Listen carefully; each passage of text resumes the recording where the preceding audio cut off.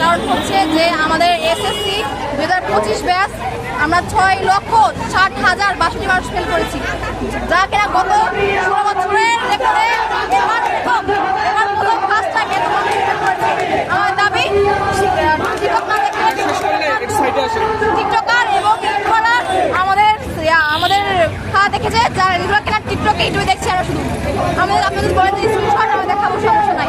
আমার দাবি একটা এমসিকিউ প্লাস সিকিউ মিলাই করে দিতে হবে, প্লাস এক বিষয় ফেল হলে পরীক্ষা দিতে হবে, আমাদের পরের দিনের সুযোগ দেওয়া হয়, প্লাস এমসিকিউ প্লাস সিকিউ মিলাই পরীক্ষা, আরটা সাপ্লিমেন্ট পরীক্ষা, আরটা হচ্ছে বর্তমান দেখা হয়।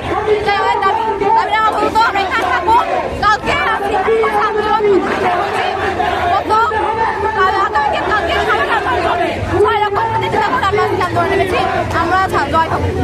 আচ্ছা, এই যে আপনারা এই যে আন্দোলন করছেন, এটা যৌক্তিক কিনা, কি মনে করছেন?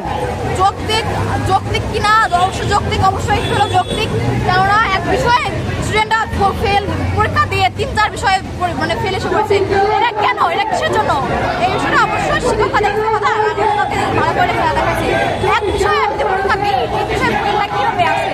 এটা আপনাদের আমার প্রশ্ন, আপনারা যদি কেউ জানেন তাহলে আমাকে জানাবেন। আপনি কোন স্কুল থেকে পরীক্ষা দিচ্ছেন?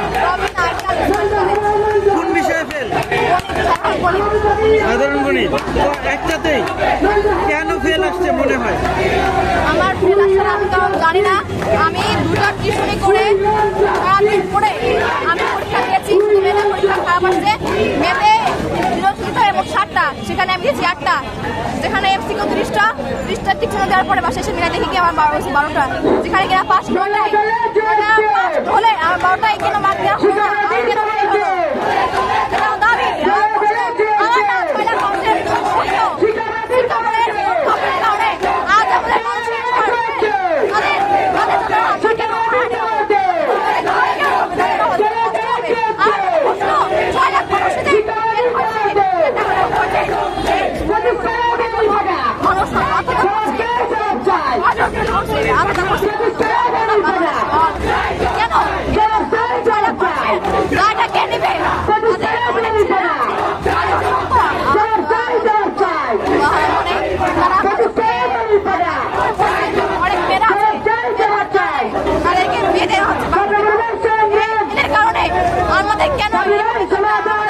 মানসিকভাবে পরিবারিকভাবে আমরা অনেক হয়রানি হচ্ছি। ঢাকার শিক্ষাবোর্ড, আমাদের শিক্ষাবোর্ড আর কিছু না, এক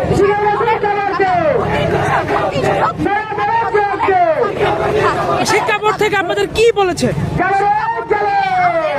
কোনো কিছু জানানো হয় নাই। শিক্ষাবোর্ড আমাদের 4 জুলাই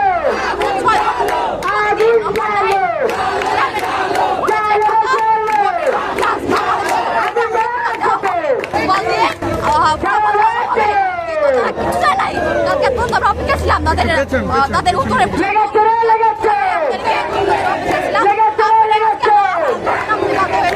আজকে যারা এখন অনেকে আসবে, বিকালে আসবে,